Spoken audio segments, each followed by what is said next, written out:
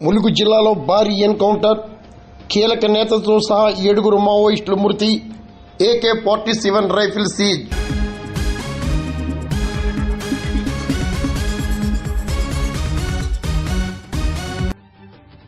తెలంగాణ ములుగు జిల్లాలో ఆదివారం తెల్లవారుజామున భారీ ఎన్కౌంటర్ జరిగింది.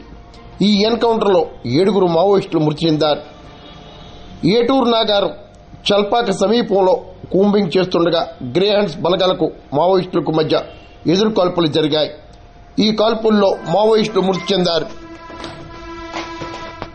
ఇల్లెందు ఏరియా కార్యదర్శి బద్రుతో సహా మరికొందరు నక్సల్స్ మృతి చెందడం ప్రాధాన్యతను సంతరించుకుంది.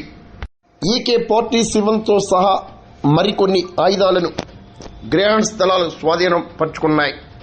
మృతుల పూర్తి వివరాలు ఇంకా అధికారికంగా ప్రకటించాల్సిన పరిస్థితి నెలకొని ఉంది.